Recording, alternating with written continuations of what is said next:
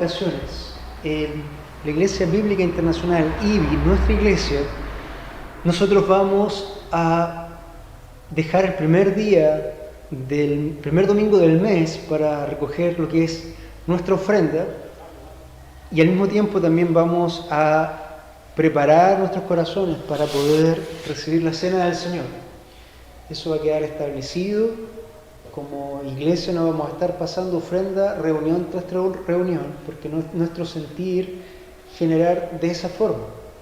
Nuestro sentir es que cuando sea el momento de ofrendar, la ofrenda sea una que sea comprendida por el ofrendador, que sea agradable al Señor, que sea recibida por el Señor y que sea de una forma bíblica, no de una forma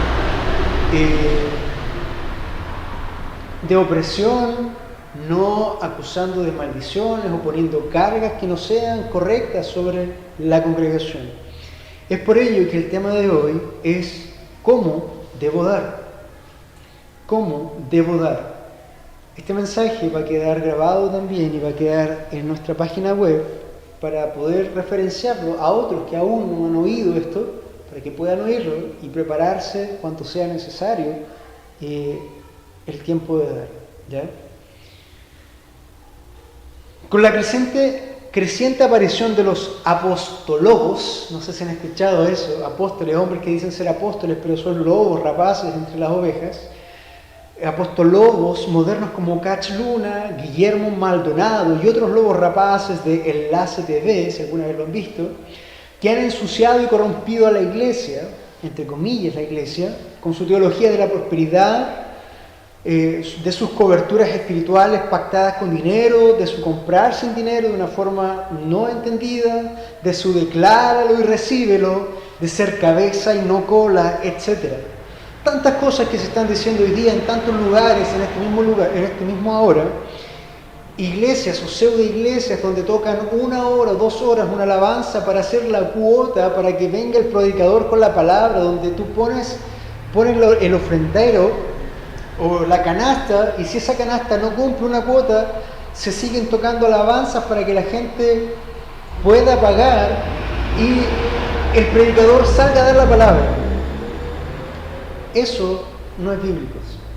Eso es un robo, eso es un negociado. Nosotros como IBI no estamos para prestarnos para eso. Nosotros amamos a Dios, servimos a Dios, glorificamos a Dios y no queremos caer en esas prácticas que son de Satanás. Eso no proviene de Dios. Y no solo con la aparición de estos falsos maestros, sino por miles de iglesias alrededor del mundo que por confusión, ignorancia o simplemente avaricia de ganancias deshonestas, mezclan, amenazan y ponen carga sobre los hijos de Dios con maldiciones, conceptos bíblicos sacados de contexto, etc. Preguntas tales como: ¿debo diezmar? ¿Debo ofrendar? ¿De verdad tendré maldición si no diezmo? ¿El devorador vendrá a mi vida? Yo quiero glorificar a Dios, pero ¿qué debo hacer? ¿Cómo debo hacer?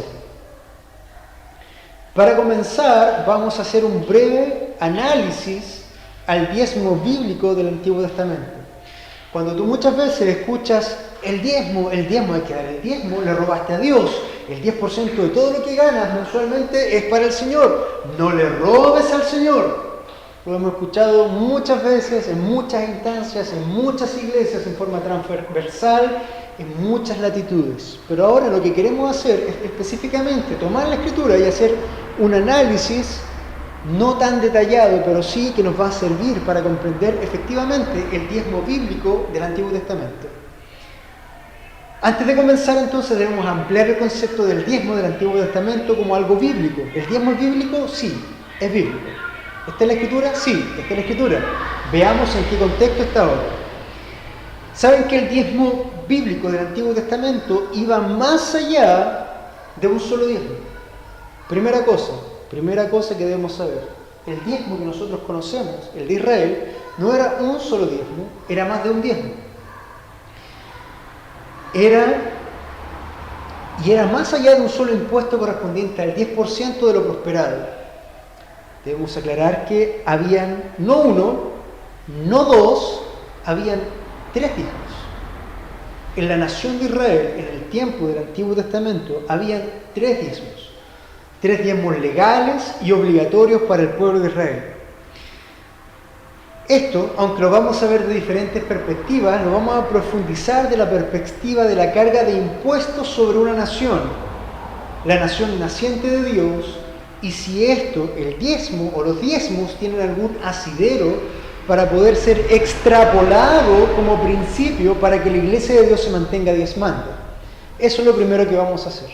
Vamos a ver el diezmo, vamos a analizarlo desde el punto de vista de la carga tributaria de la nación, y vamos a ver si ese principio lo podemos llevar a la iglesia en nuestros días. Antes de ver los tres tipos de diezmos que existieron, veremos en qué consistía el diezmo.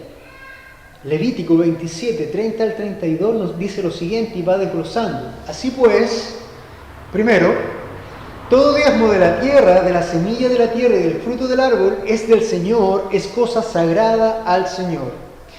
Vemos aquí que el diezmo es un impuesto agrario sobre la producción agrícola de la tierra, frutos, semillas, etc. Es un fruto comestible. El dinero ya existía en esa época, pero el diezmo no era en dinero. Segunda parte del desglose del versículo dice: y si un hombre quiere redimir parte de su diezmo, le añadirá la quinta parte. Fíjate qué interesante es esto. Porque una persona o un granjero que diezmaba de la producción agrícola podía redimir su diezmo. ¿Qué quería decir esto? Que un granjero judío podía comprar su diezmo, el fruto de su tierra, con dinero. De su producción que correspondía al diezmo, este granjero podía mantener la producción comprándola con dinero, y ese dinero lo podía pasar como diezmo aumentando un 20%.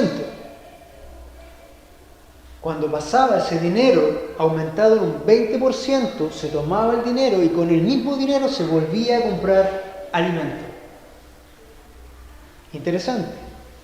Probablemente no lo habían escuchado esto, pero el diezmo se podía comprar con dinero, se podía redimir para luego darlo con un quinto más, eso quiere decir con un 20% más sobre la carga. Es un impuesto.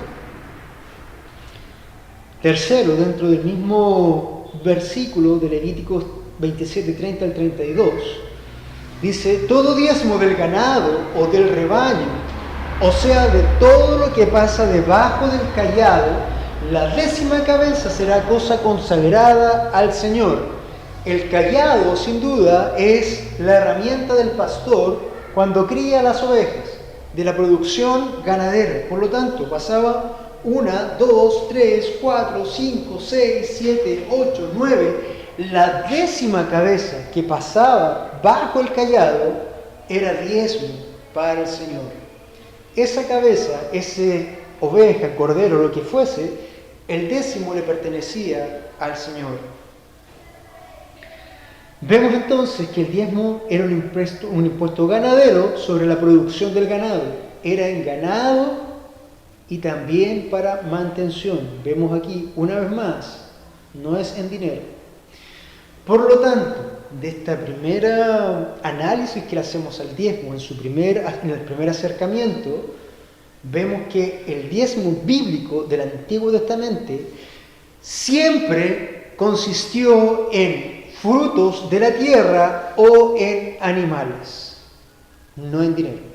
Lo repito, el diezmo bíblico del Antiguo Testamento siempre consistió en frutos de la tierra o en animales, no en dinero. El único momento donde tú veías dinero era cuando se redimía o se compraba tu diezmo para mantenerlo, pero eso volvía a entregarse con un 20% más para comprar alimentos. Ya hay una pequeña diferencia a lo que nosotros entendemos por diezmo hoy en día, o lo que se enseña en las iglesias hoy en día como diezmo. Trae tu dinero, trae el 10% de tu ingreso líquido, trae el 10% de tu ingreso bruto, de todo lo que tú hagas, trae tu dinero y el 10% pertenece a la iglesia. Eso es lo que te enseñan, ¿verdad? Bueno, hasta el momento no es lo que la Biblia dice como diezmo bíblico en base a este impuesto sobre Israel. Vamos a ver los 3 diezmos de Israel. Otra cosa muy importante a considerar es que el diezmo fue el impuesto nacional para mantención y avance de una nación teocrática. Era una ley de Estado.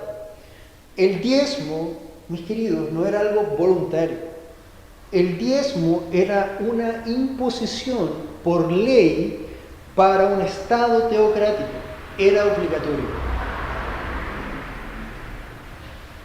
El primer diezmo que vamos a ver es el diezmo que aparece en número 18 del 20 en adelante. Número 18 del 20 en adelante.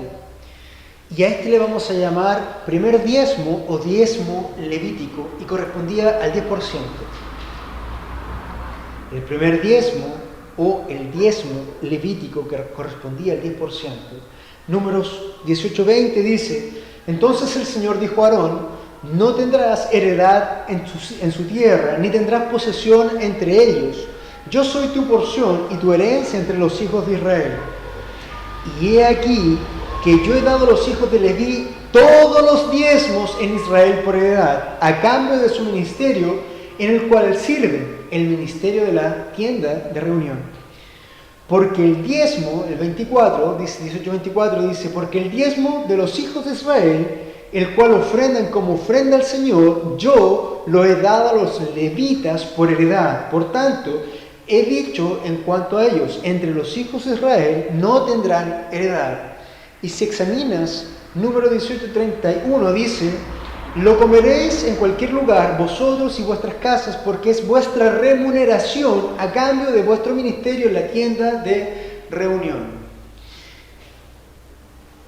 Cuando Moisés salió de la tierra de Egipto y estableció esta constitución, si bien es cierto, él mismo no entró a la tierra, sino que fue Josué, una vez que se reparte toda la tierra de la conquista, queda establecido que todas las tribus tienen tierra a excepción de una, la tribu de Leví.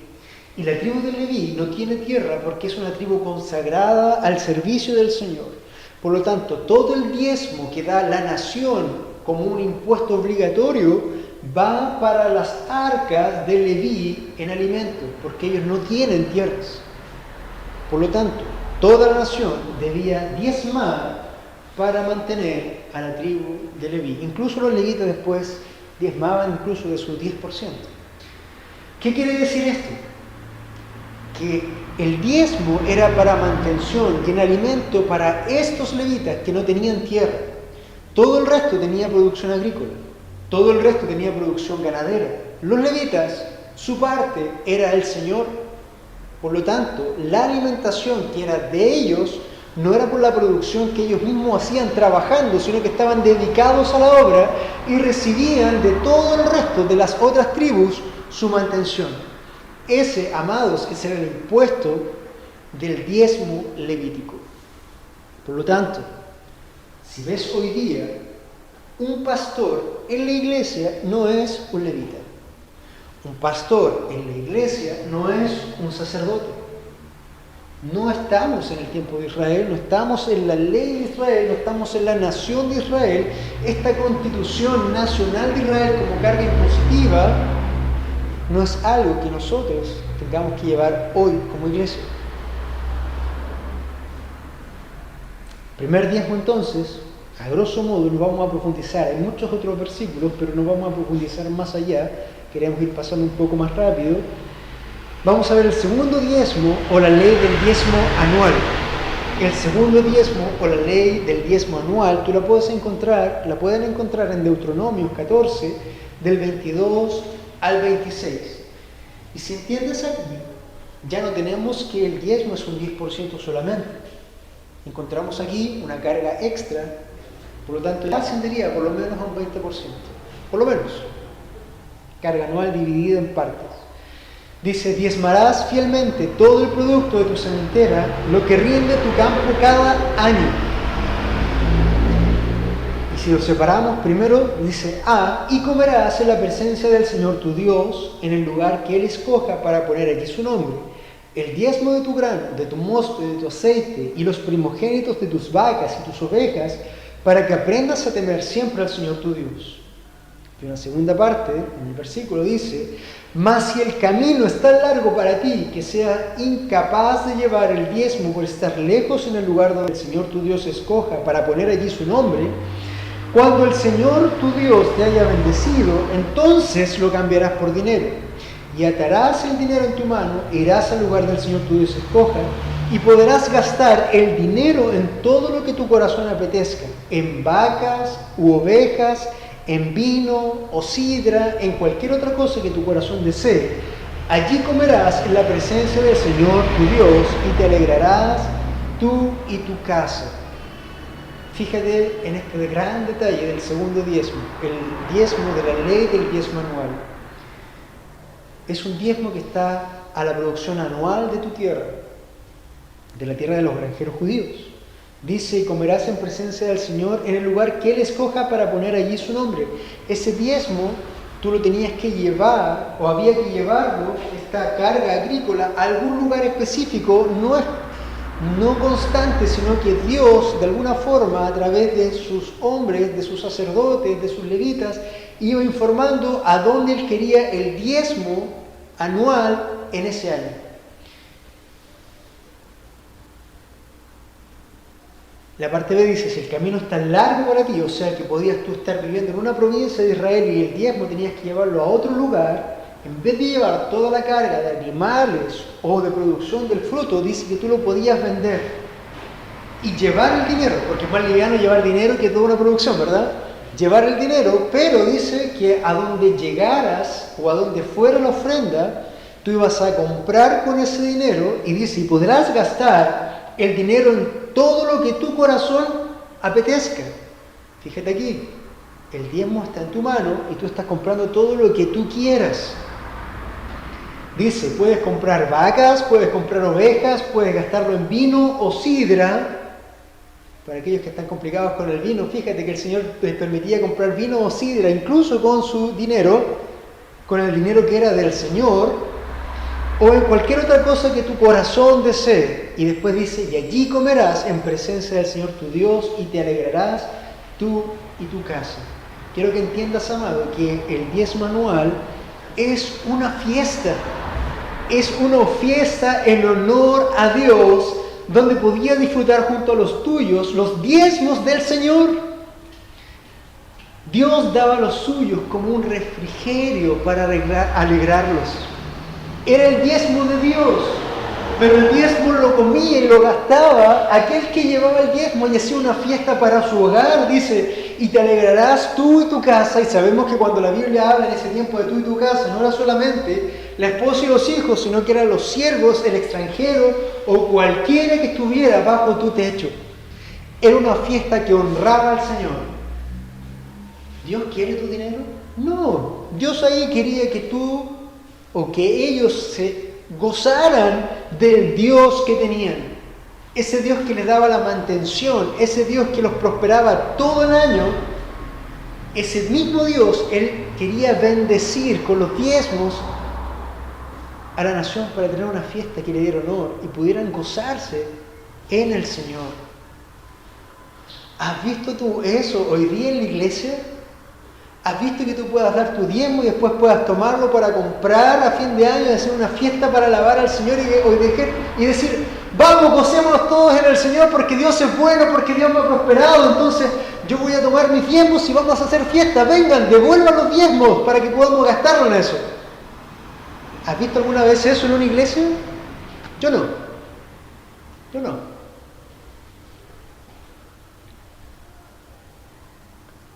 Pasamos al tercer diezmo, y es la ley del diezmo trianual. ¿Qué quiere decir eso? Cada 3 años.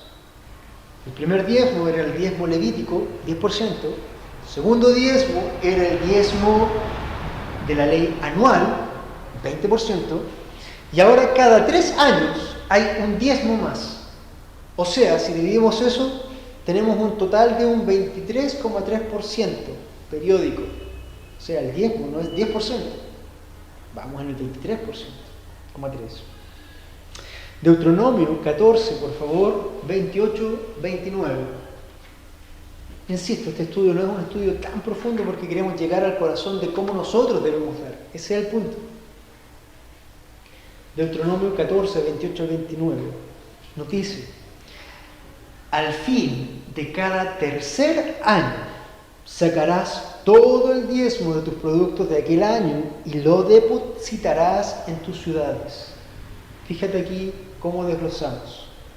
Primero, y vendrá el levita que no tiene parte en herencia contigo. Segundo, vendrá el forastero. Tercero, el huérfano. Cuarto, la viuda. Quinto, todos los que habitan en las ciudades. Lo vemos de nuevo. Dice: al final de cada año sacarás todo el diezmo de tus productos de aquel año y lo depositarás en tus ciudades. Y vendrá el levita que no tiene parte ni herencia contigo, y el forastero, y el huérfano, y la viuda que habitan en tus ciudades. Fíjate este detalle. Dice: y comerán y se saciarán para que el Señor tu Dios te bendiga en toda la obra que tu mano haga. Otra vez, el diezmo que estás sacando, o que se está sacando aquí, cada 3 años, no queda en las arcas del Señor. No queda solo para los levitas, como el diezmo levítico. No es solamente para alegrarte, como vimos en el anterior, sino que ahora este diezmo es una fiesta de comunión y compañerismo enfocada principalmente a compartir las bendiciones que Dios te dio a ti o le dio a ellos durante esos 3 años. ¿Para qué? Para ponerla a disposición y compartir con los que no tienen, para todos los desposeídos, como el levita, como el forastero, como el huérfano, como la viuda que habitaban en tus ciudades. Entonces, vemos que Dios se agradaba tanto de esto que bendecía las obras del anfitrión. Dice al final: y comerán y se saciarán todos estos tus invitados que no tienen desposeído, para que el Señor tu Dios te bendiga en toda obra que tu mano haga. Dios se agradaba tanto de este diezmo que Dios prometía bendecir la mano y prosperar el campo, prosperar los nacimientos del ganado. Un corazón compasivo, bendecido por el Señor. ¿Te das cuenta? Hemos visto el diezmo, a grosso modo, bíblico. Esto es el diezmo bíblico. Diezmo levítico, diezmo anual y diezmo trianual. Increíble. Como conclusión sobre los 3 diezmos de Israel, surgen preguntas. ¿Podemos extrapolar entonces este principio del diezmo a la iglesia como se conoce hoy en muchas iglesias locales? La respuesta, amados, es no. No, pero el 10% siquiera. No. Si comprendemos bien, el diezmo es un impuesto nacional en la teocracia de Israel nacional. El diezmo es como si hablamos de temas tributarios, es el equivalente a nuestro IVA, 19%. El Estado de Chile, de todo lo que tú compras, de todo lo que tú vendes, retiene un porcentaje, el IVA, 19%. Si tú quieres hablar de diezmo, ese IVA es como el diezmo de la Escritura estatal. Entonces, extrapolar el diezmo a la iglesia sería tan absurdo como pedirle a los ciudadanos que no tienen nada que ver en la iglesia que en vez de pagar sus contribuciones e impuestos en las municipalidades o al gobierno, vengan y se los den a las iglesias locales. No hay ningún principio replicable aquí para la iglesia. No existe. El diezmo bíblico del Antiguo Testamento no es la forma de que la iglesia deba dar. No es una imposición, no es una obligación, no es una carga, no es una ley. Es por ello que Malaquías, muchos usan Malaquías como, pero tú le has robado al Señor, le estás robando al Señor. ¿Cuántas veces has escuchado eso? Yo lo he escuchado muchas veces en la iglesia. Vamos a ver, dice Malaquías 3.7. Malaquías 3.7 dice, por eso Malaquías pronuncia lo siguiente: pero no a nosotros como hijos de Dios en el tiempo de la iglesia, puesto que en Cristo tenemos bendiciones de Cristo, tenemos bendición de Dios y no maldición, ya que Cristo es el pago por nuestras vidas. Este contexto o maldición que hace Malaquías es un llamado de atención para aquellos que, retornando a Jerusalén post-exilio, se habían olvidado de las leyes de Dios y no estaban cumpliendo con sus obligaciones impositivas nacionales. Ellos no estaban pagando sus impuestos nacionales conforme a la ley de Dios. He ahí el contexto de Malaquías. Malaquías 3.7 dice: desde los días de vuestros padres os habéis apartado de mis estatutos y no los habéis guardado. ¿Te das cuenta que está haciendo una referencia aquí a la ley? Volved a mí y yo os volveré a nosotros. Dios no está clamando aquí por dinero, está diciendo vengan a mí. Ese es el punto. Dice el Señor de los ejércitos: pero decís, ¿cómo hemos de volver? Malaquías 3.8 dice: ¿robará el hombre a Dios? Pues vosotros me estáis robando. Pero decís, ¿en qué te hemos robado? En diezmos y en ofrendas. Aquí tienes que saber que ellos como nación no estaban pagando los impuestos establecidos por ley. Por eso dice, están robando. Si tú hoy día haces compras o ventas y no declaras tus impuestos, ¿sabes qué va a caer sobre ti? Servicio de impuesto interno, y te pueden llevar hasta preso, ¿verdad? Eso es. Me estáis robando. Es la misma idea. Un tema nacional de leyes e imposiciones estatales. Malaquías 3.9 dice: con maldición estáis malditos, porque vosotros, la nación entera, me estáis robando. Malaquías 3.10: traed todo el diezmo al alfolí. Interesante. Al alfolí. El alfolí, amados, es el lugar, o era el lugar destinado para almacenar grano y otros comestibles. Era un granero. ¿Eso quiere decir que nosotros tenemos que tener graneros en nuestras iglesias locales, en nuestros templos? No. No es lo que la Biblia está diciendo, porque no es para nosotros. Para que haya alimento, una vez más, no dice dinero, no dice dinero en mi casa, dice para que haya alimento, porque de ese alimento comían los que estaban al tiempo completo al servicio del Señor. Hay alimento en mi casa y ponedme ahora a prueba en esto, dice el Señor de los ejércitos: si no os abriré la ventana del cielo y derramaré para vosotros bendición hasta que sobreabunde. ¿Por qué Dios promete esta bendición? Porque vimos que del primer diezmo, el diezmo levítico, Dios tiene bendición.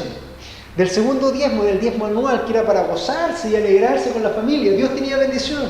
Y del tercer diezmo, que era trianual, que era para dar a los pobres y a los necesitados, a las viudas y al huérfano, Dios prometía bendecir ese corazón. Ahí está la bendición. Ahí está la bendición. No quiere decir que tú traigas 10.000 y Dios te va a dar 20.000. No.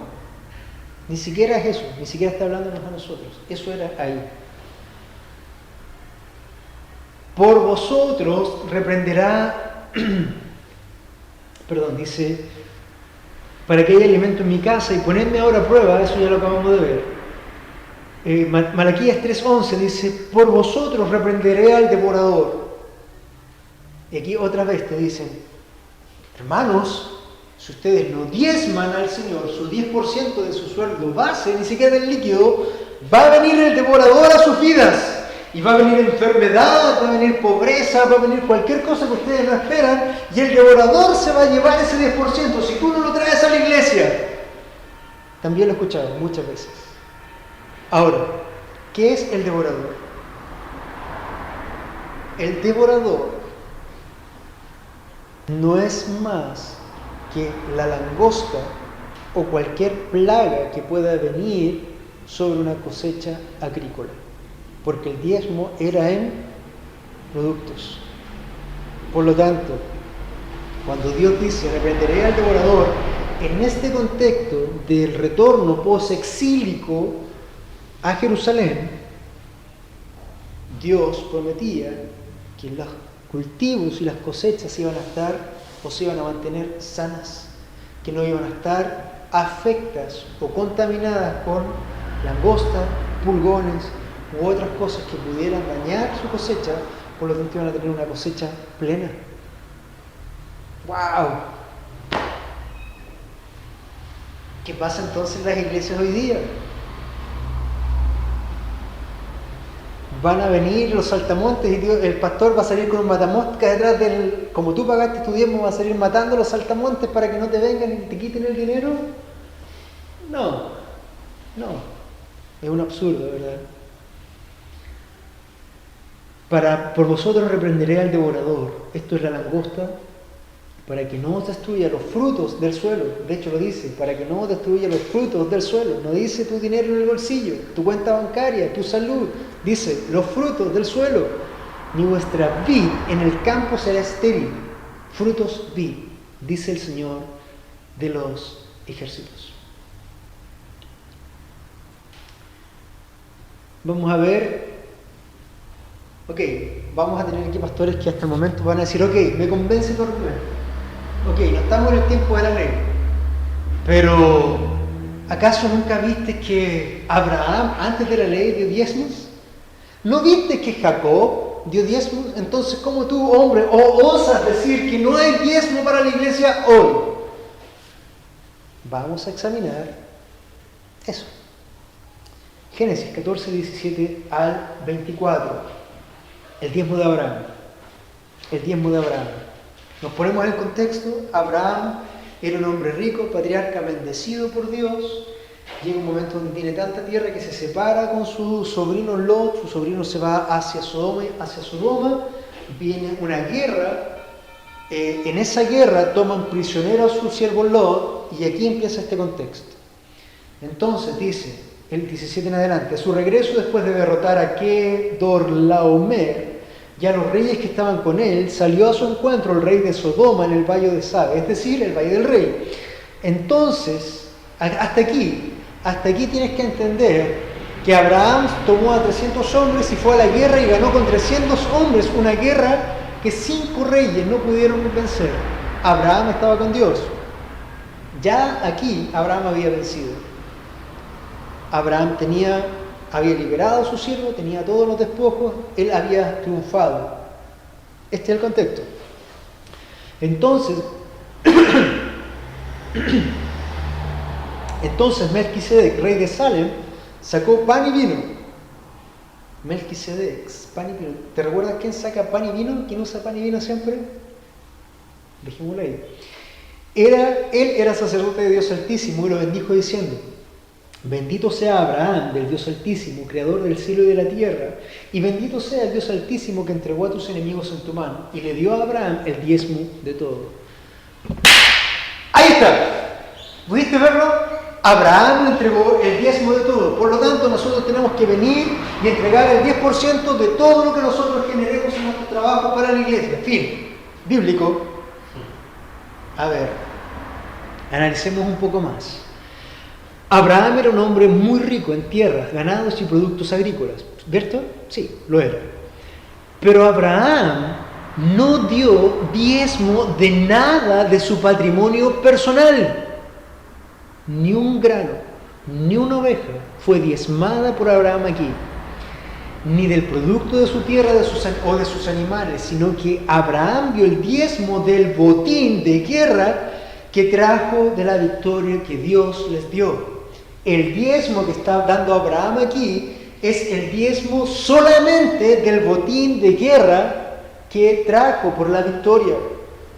Y el rey de Sodoma dijo a Abraham: dame las personas y toma para ti los bienes. Y Abraham dijo al rey de Sodoma: he jurado al Señor, Dios Altísimo, creador del cielo y la tierra, que no tomaré ni un hilo, ni una correa de zapato, ni ninguna cosa tuya, para que no digas: yo enriquecí a Abraham.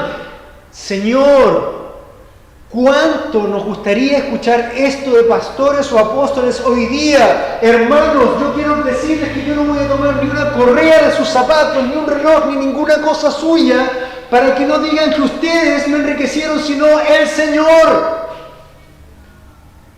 Lamentablemente, eso está lejos de escucharse hoy. Lejos. Corazones llenos de avaricia, llenos de corrupción, llenos de amor al dinero.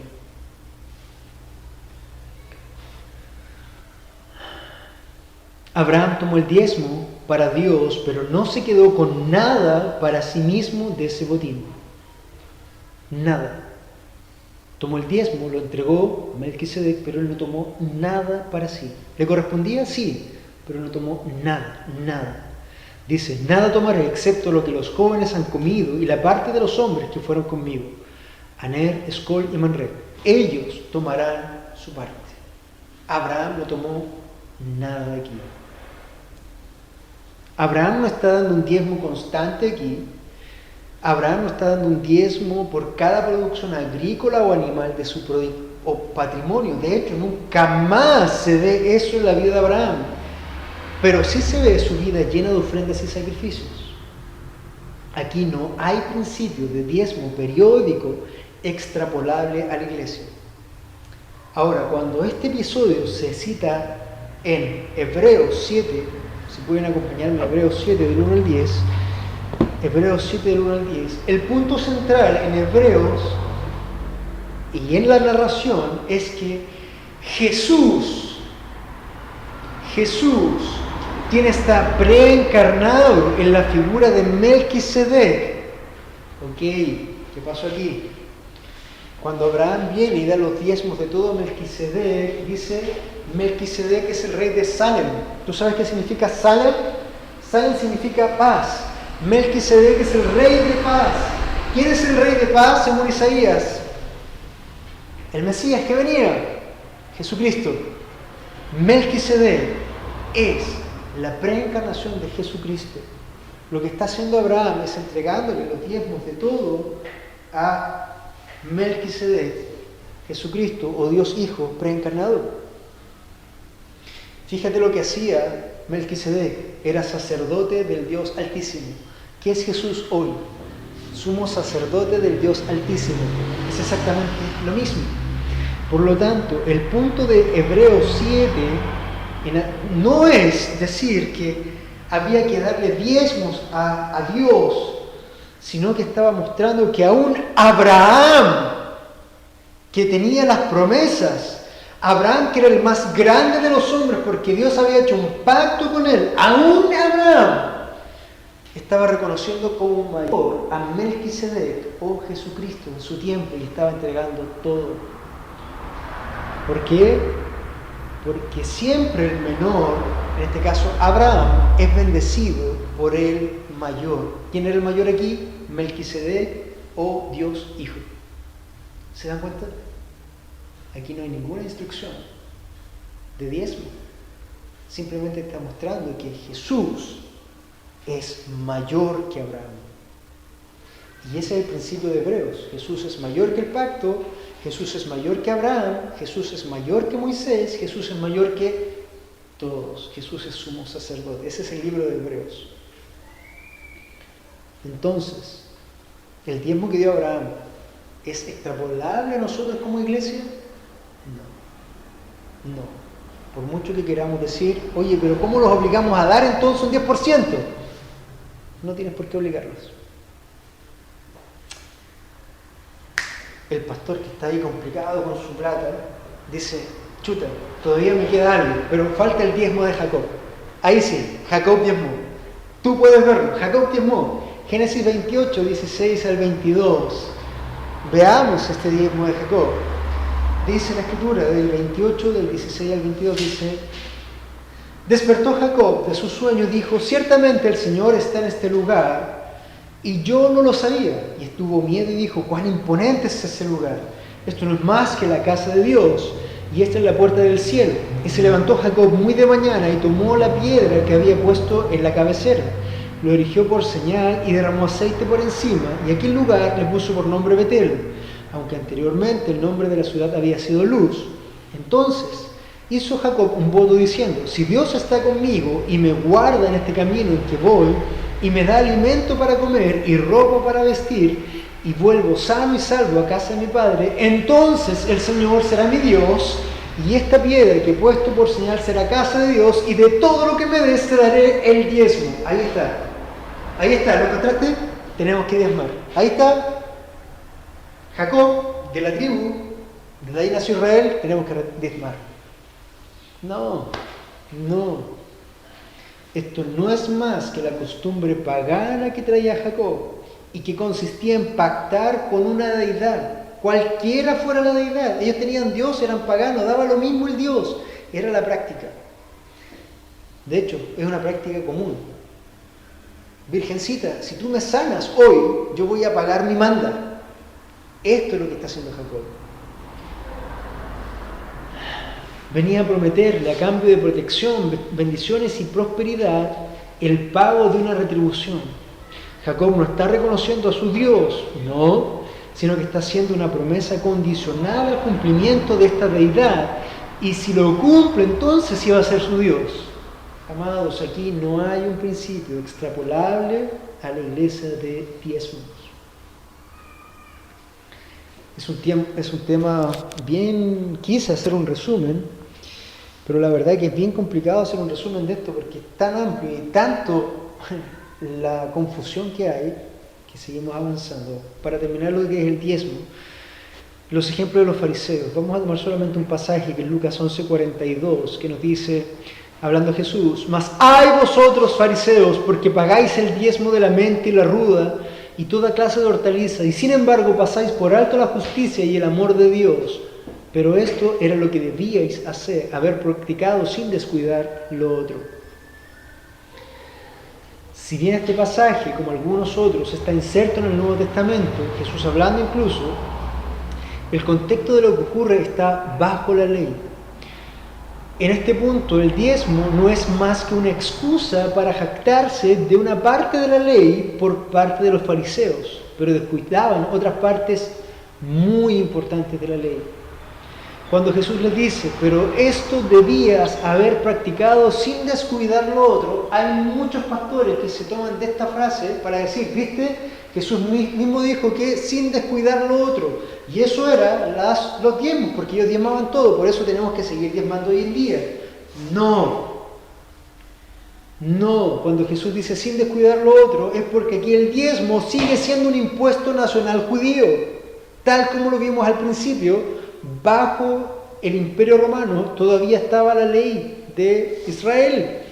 Entonces, este diezmo que daban los fariseos era la misma carga impositiva que vimos antes y también tenía que cumplir ahora con otra carga impositiva, no solamente la carga impositiva de la ley de Dios, sino que la carga impositiva del Imperio Romano, porque eran esclavos. Entonces, amados, aquí tampoco hay un principio extrapolable para la iglesia. Como conclusión hasta aquí, no hay ninguna evidencia o forma posible de que extrapolemos el diezmo como principio de la iglesia, ninguno. Mucho menos cuando en toda la instrucción e institución de la iglesia, 27 libros, no tenemos ningún mandato a ello. A pesar de que tenemos libros de doctrina, práctica e historia, el libro de Hechos, en el Nuevo Testamento, el diezmo no es una práctica que se aplica o deba aplicarse a la iglesia.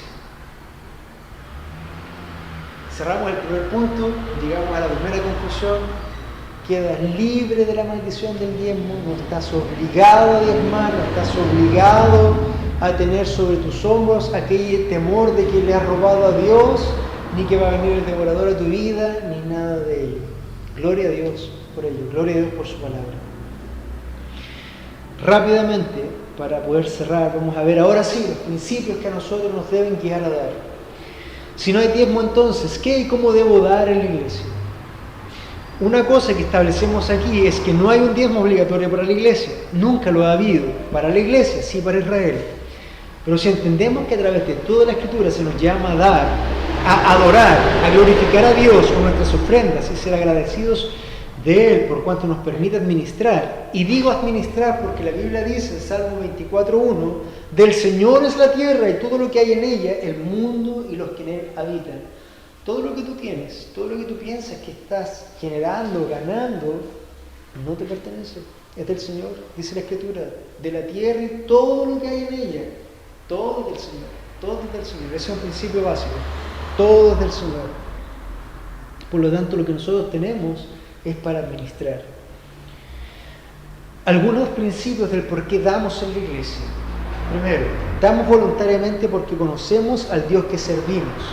Mateo 6, 19 al 24, dice, no os acumuléis tesoros en la tierra donde la polilla y el rumbo destruyen y donde ladrones penetran y roban, sino acumulaos tesoros en el cielo, donde ni la polilla ni la rumba destruyen, ni los ladrones penetran ni roban, porque donde esté tu tesoro, ahí estará también tu corazón. La lámpara del cuerpo es el ojo, por eso si tu ojo está sano, todo tu cuerpo está lleno de luz, pero si tu ojo está malo, todo tu cuerpo estará lleno de oscuridad. Así que, si la luz que hay en ti es oscuridad, ¿cuán grande será la oscuridad? Nadie puede servir a dos señores, porque aborrecerá a uno o amará al otro, y se apegará a uno y despreciará al otro. No podéis servir a Dios y a las riquezas. Si tomamos todo este pasaje, porque es completo, vamos a partir de atrás para adelante. No puedes servir a Dios y a Mamón. Cuando la Biblia dice las riquezas, ahí está hablando de Mamón, que es una deidad demoníaca que se le asume o que es responsable de las riquezas. Por lo tanto, tú no puedes servir a dos deidades. No puedes tener dos dioses. O sirves al Dios, a Yahweh de la Escritura, o sirves a Mamón, pero no puedes a ambos. Por eso también la Escritura te dice y te llama a tener tesoros en el cielo y no en la tierra. Todos los tesoros que tú tienes en la tierra son perecibles, corruptibles, se acaban, se van, se los roban, pero el tesoro que tú haces en el cielo, no. También por eso dice, porque donde esté tu tesoro, allí también estará tu corazón. Porque tu corazón va a moverse en base a tu tesoro. Si tu tesoro es el dinero, tú no vas a dar nada en ningún momento o vas a ser muy escuálido dando. ¿Por qué? Porque está el tesoro ahí en tu corazón, es lo que tienes, tu seguridad es tu dinero. Entonces, dice, donde esté tu tesoro, ahí estará tu corazón. Dios no va a pelear contigo. Si tú quieres tener tu confianza en el dinero y prosperar en el dinero y tener tu seguridad en el dinero, Dios te dice, anda y sirve al dinero. Anda y sirve al dinero. No vengas a mí, anda y sirve al dinero. Vete de aquí. Pero si tu Dios es la seguridad de tu vida, es quien provee, ven y sirve al Señor y hónralo con tus bienes. Por eso también dice, la lámpara del cuerpo es ojo, porque en el fondo si tu ojo está viendo riquezas para acumular para ti, tu ojo que ve la luz de las riquezas está en la oscuridad de la gloria de Dios. Pero si tu ojo ve la gloria de Dios, no va a estar en la oscuridad de las riquezas. Siempre hay contraste ahí. Damos voluntariamente porque conocemos al Dios que servimos. Un segundo principio es damos voluntariamente porque somos discípulos de Cristo. Mateo 13:44 dice, y el reino de los cielos es semejante a un tesoro escondido en el campo, que al encontrarlo un hombre se vuelve a esconder y de alegría por ello va y vende, escucha, todo lo que tiene y compra en el campo. Todas sus riquezas, toda su ganancia, todo su patrimonio, él va y lo vende y compra otra cosa que es mayor, más importante. Lucas 18:22, hablando Jesús con el joven rico. Señor, ¿qué debo hacer para ser salvo? Jesús le dice, ve y cumple la ley. Todo esto lo he cumplido, ¿qué más debo hacer? Cuando Jesús oyó esto le dijo, te falta todavía una cosa, vende todo lo que tienes y reparte entre los pobres.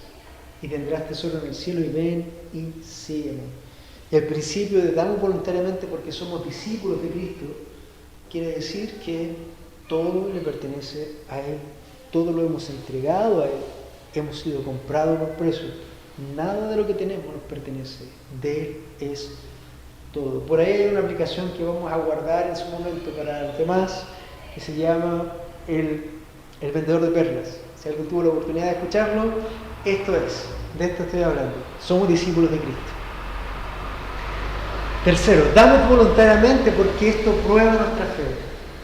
Damos voluntariamente porque esta prueba nuestra fe. Segunda de Corintios, capítulos 8 y 9, nos muestra parámetros bien interesantes en la Escritura de cómo nosotros debemos dar. Esto, si bien es cierto, no es en el contexto de una ofrenda de una iglesia local, sino que una iglesia está juntando una ofrenda para poder mandar a otros que están en necesidad, para que siga creciendo el reino de Cristo. Entonces, algunos principios básicos de 2 de Corintios 8 en adelante es que nosotros probamos nuestra fe porque estamos dando aún en problema, pobreza. Los macedonios daban de su profunda pobreza y sobreabundaban en riqueza de su liberalidad. Lo hacían porque se entregaban primero al Señor y no a sí mismos. Daban aún en pobreza. Damos voluntariamente porque esto prueba nuestra fe. Damos aún en pobreza. Dando aún sin tener mandamiento. ¿Te acuerdas que vimos que todo lo que hacía el pueblo de Israel era un mandato para ellos, era una ley para ellos? Pablo aquí está dando argumento tras argumento, argumento tras argumento, argumento tras argumento, para que los hermanos de corazón y voluntariamente den. Pablo en ningún momento fuerza nada y dice, mandamiento del Señor es este, era mucho más rápido, pero fíjate, nos mantenemos dando aún sin ser un mandamiento. 2 Corintios 8:8 dice, Pablo hablando, no digo esto como un mandamiento, sino para probar por la solicitud de otros, también por la sinceridad de vuestro amor. Pablo en ningún momento está poniendo una carga impositiva de decir tienen que hacer esto porque el Señor manda esto. Era mucho más fácil quedarse todas esas vueltas. Pablo no lo hace. Dando aún sin ser un mandamiento. Dando porque hemos recibido de gracia. 2 Corintios 8:9 dice, porque conocéis la gracia de nuestro Señor Jesucristo, que siendo rico, sin embargo, por amor a vosotros se hizo pobre, para que vosotros por medio de su pobreza llegaseis a ser ricos. Dando porque hemos recibido de su gracia.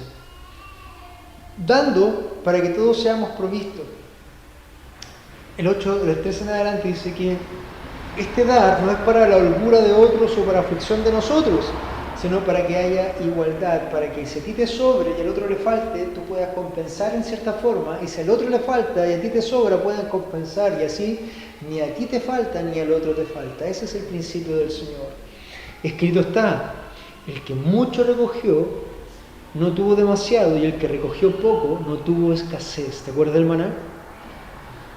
Otro principio bajo de damos porque esto prueba nuestra fe, dando en forma preparada.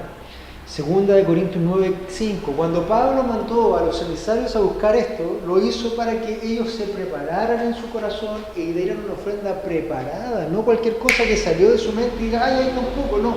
Ellos se tomaron el tiempo, prepararon, consagraron, oraron, buscaron y dieron. Eso es agradable a Dios. Eso es agradable a Dios. No es sacar tu billetera y decir, a ver, chuta, ya aquí tengo 800 pesos para mí. Ya, 400, 500 pesos. Nunca fue así la ofrenda. Jamás. Eso ofende a Dios. Si alguna vez piensas ofrendar así, no lo hagas. Guarda tu ofrenda y llévala, porque eso no da gloria a Dios. Si vas a ofrendar, para probar tu fe, como dice el Señor, debes dar en forma preparada, debes preparar tu corazón. Debes sentarte tú, tu familia, ver y decir, esto es lo que yo quiero dar a la obra de Dios. Dando a conciencia. 2 Corintios 9:6 dice, por esto digo, el que siembra escasamente también segará, y el que siembra abundantemente también segará.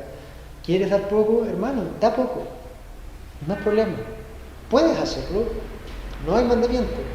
Pero tienes que saber de vuelta que el Señor también te va a bendecir así. Ahora, si quieres dar abundantemente, Dios promete, dice, que vas a tener abundancia, no necesariamente de lo que tú das en dinero, pero abundancia de paz, abundancia de gozo, abundancia de trabajo, abundancia de salud, abundancia de tantas cosas que Él puede bendecirte, no solamente dinero por dinero. No quiere decir que si tú vas a dar 10.000, el Señor te va a mandar 20.000, como pactan algunos. No, dando a conciencia, dando otro principio, dando con alegría. 2 Corintios 9:7 dice, cada uno ve como propuso en su corazón, no de mala gana, ni por obligación, porque Dios ama al dador alegre. Amado, si tú tienes que dar y estás afligido por eso que tienes que dar, no lo des. Si tú tienes tristeza o hay pesar en tu corazón porque te va a faltar, según tú, para el mes, porque es una prueba de fe, recuerda, no lo des.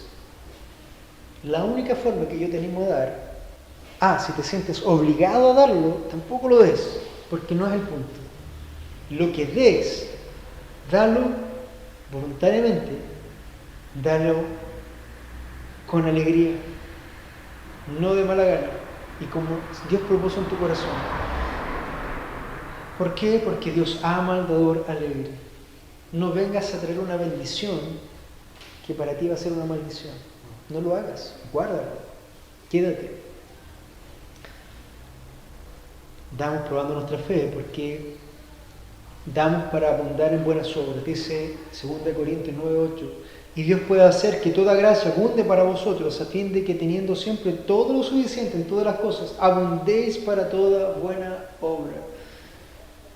Esto es, debemos abundar en buenas obras, debemos abundar en ayuda, y este es el rol de la iglesia. La iglesia no solamente recibe para pagar un sueldo a un pastor o a un anciano o a un grupo de ancianos y para pagar las cuentas del agua y de la luz o de los materiales, sino porque hay una obra que hacer.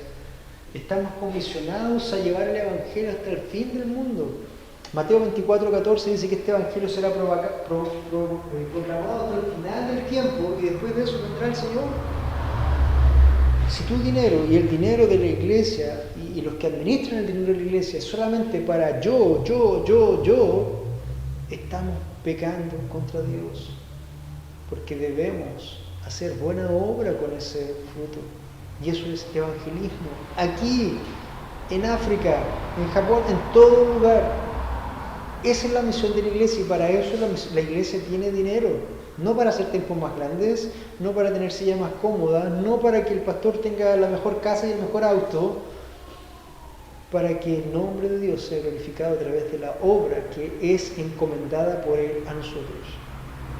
Como conclusión, como iglesia, la Biblia no nos obliga a dar un 10% legal, sino que damos en forma de gratitud sincera, como prueba de nuestro amor, lo que Dios ha puesto en nuestro corazón con alegría y sabiendo que de la forma en que sembremos también segaremos. El 10% no es ni una norma ni un tope. Quiero llevarte muy brevemente a pensar en esto. Zaqueo, una vez que fue salvo, él daba el 50% de sus ingresos, no el 10%. Al final del libro de Hechos 4 se nos dice que no había necesitados porque todos los que tenían tierra las vendían y daban el total del precio de lo vendido y lo ponían a los pies de los apóstoles para ser distribuidos según la necesidad de cada uno. Bernabé vendió, decía, una heredad. La heredad era de él y la vendió completa y puso toda la heredad a los pies de los discípulos. Ellos daban como la viuda pobre. ¿Te acuerdas? La viuda pobre tenía 2 blancas. Y dio el 100% de lo que tenía, puesto que ellos mismos y nosotros mismos hemos sido comprados por precio. ¿Cómo debemos dar? Espero que la Escritura y este tiempo haya sido un tiempo bueno para ti, bueno para ustedes, y que podamos aprender a dar. Próxima semana vamos a pasar nuestra primera ofrenda en India. Y de ahí no va a haber una segunda hasta el siguiente mes, junto con la cena del Señor. ¿Cómo debemos dar? Debemos dar para la gloria de Dios. Señor, vamos delante de su presencia en esta hora, dando gracias por este tiempo, gracias por su amor y su bondad. Enséñanos, Señor, enséñanos a poder ser agradables a ti. Y así como Abel trajo una ofrenda que fue agradable a ti, ayúdanos, Señor, en nuestro corazón, en nuestra mente, en nuestro interno, Señor, a poder ser fieles contigo y dar, Padre Santo, aquello que te agrada. Lo rogamos todos, Señor, y guíanos en este tiempo. Guárdanos en esta semana. Provéenos, Señor, susténtanos también. Confiamos en ti. Lo rogamos, Señor, en el nombre de Jesús. Amén y amén.